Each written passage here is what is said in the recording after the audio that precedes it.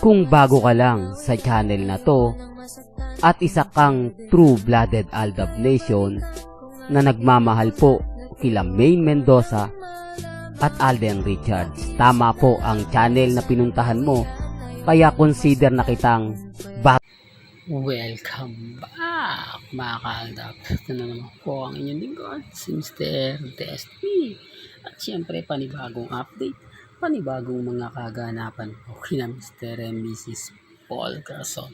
Masaya na naman po tayo dahil alam niyo po ba na may latest post si Mengay sa kanyang Instagram.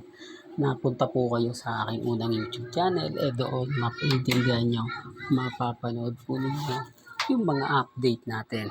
Alam niyo, sa totoo lang po, mga ka-Aldab, napakarami pong kwento ang lumalabas ngayon. Maraming mga bali-balita na talaga naman pong mapapaisip kayo ng gusto. Di po ba? Siyempre ako, lagi na lang po tayong binabatios. Lagi po tayong sinasabihan ng fake news, pero hindi naman po ako affected. Hindi po ba? Alam niyo kung bakit maraming inis at galit kay Mr. Destiny? Dahil nga po Aldab ako. Ayaw nila na may nagbibigay po ng update kina Alden at kay Mengay. Kasi kumbaga Peter nga po tulad ng mga post ni Maine na kinukumpara ko. Dahil wala naman po post si Mengay napapapost sa army. Totoo naman po yung mga sinasabi ko, totoo naman po. Yung mga ina-update ko, affected lang po talaga sila. Naiinis lang po sila at hindi lang po talaga nila gusto yung mga nangyayari at nagaganap. Yun po yung pinupuntot, sinasabi ko na taliwas po sa mga pahayag po nila. Taliwas po sa mga sinasabi nila. Kaya sino yung affected? Sino yung mas masasabi mong nagsisinungaling? Sino yung masasabi mong ganito ganyan? Hindi po ba?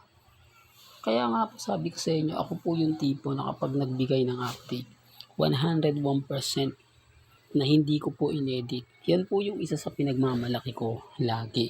Yan po yung isa sa lagi kong kumbaga pinapaliwanag na hindi po tayo gumagawa ng mga edited picture.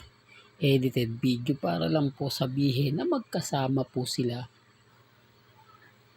Mengay at si Richard Paul Carson Jr.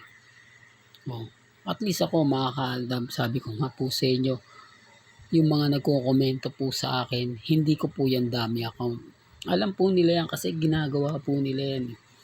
Yung mga gawain po nila, ibibintang po nila sa akin para makakuha sila ng atensyon sa mga ilang kritiko o galit sa Aldab Nation.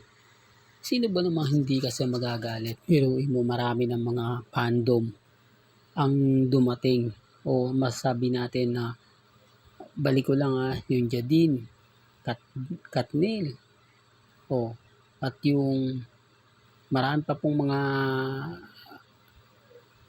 team, love team na panahon po ng Aldab na nawala, di po ba? Pero bakit ang Aldab matatagpat nakatayo? Diyan po sila naiinis. Diyan po sila nagagalit. Yung Katnil, pilit pong tumatayo pero wala na, bumagsak na Yung Jadine, pilit din pong tinatayo pero wala na, naglaho na Kaya nga po malaki ang inggit nila sa Aldab Nation. Kasi nga po tayo lang naman po talaga yung may paninindigan. Tayo lang naman po talaga yung matatag at kampante. Pero bakit nga po namin nagawa yan? Bakit nananatili po kami? Dahil hindi naman po kami pinababayaan po ni Richard Paul Carson at ni Maine Paul Carson. Hindi po kaya ng Katnil. Hindi gaya po ng Jadine. Natuluyan na nga pong bumitaw at may sarili-sarili na po silang pamilya. Kaya nga sabi ko sa inyo, si Alden bakit hanggang ngayon single? Hindi po ba kayo napapaisip? Hindi po ba kayo kumbaga nagtataka sa edad po niyang yan? Tapos hindi pa priority ang kumbaga magkaroon ng pamilya, tapos ang hilig pa po niya sa bata. Sinasabi ko lang ito mga Aldab para lang po malinaw. At yung mga nagko-komento po sa akin matatalino, mahusay, magagaling, hindi ko po yan kamag-anak. Pinabatikos nila yung komentong maganda. binabatikos nila yung mga sinasabi ng mga taong kumakampi kay Mr. Destiny. Na talagang tama naman po eh. Hindi po nila yung matanggap dahil maganda po yung komento ninyo kaysa sa mga sinabi ko. Mas maganda yung paliwanag ninyo kaysa sa mga sinabi ko. Oh, kaya nga po sasabihin ako, kilala na namin yan. Binayaran niya ni Mr. Destiny. Malaki binayad niyan. Nako, kamag-anak yan ni Mr. Destiny. Dami yan ni Mr. Destiny. Kaya nga po, pasensya na po kayo kung bakit paulit-ulit ko itong sinasabi. Para lang din po malinaw po sa inyo. Hindi po ba, lahat ng komento rito na pabor sa akin, ito yung mga aldabs since 2015 na hindi po nagbago. Na sila pa rin po ang mas nakakaalam, mas nakakaintindi kina Alden at kay Mengay. At siyempre sila po mismo ang nagbibigay sa akin ng update. Sila po mismo ang nagbibigay ng mga kaganapan. Kaya lang siyempre mga kaldab, nakakalungkot lang po.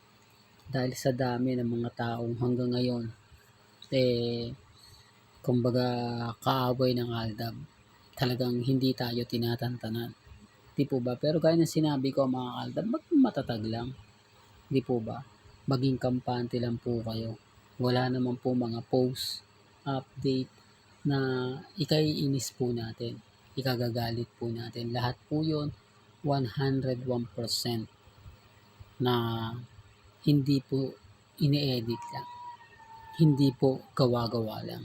Lahat po yun totoong nagganap at totoong nangyari. Kaya nga sabi ko sa inyo, etong mga nangyayari ngayon sa Itbulaga, sa mga taong nagagalit po sa akin na pinababagsak ko ang Itbulaga dahil nga po daw sa baba ng viewers, sa baba ng ratings, wala naman pong problema. Kayo na rin naman po nakakapanood niyan, kayo rin naman po makapagsasabi niyan.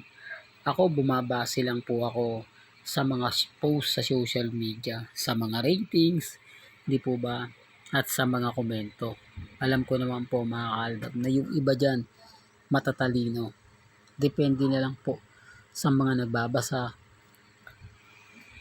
Depende na lang po sa mga taong hindi basta-basta nakakaintindi. Hindi po ba?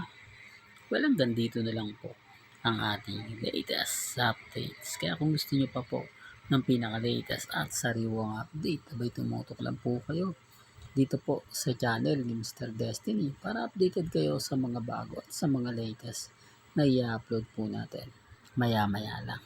Hanggang sa muli, salamat po sa panonood at pakikinig.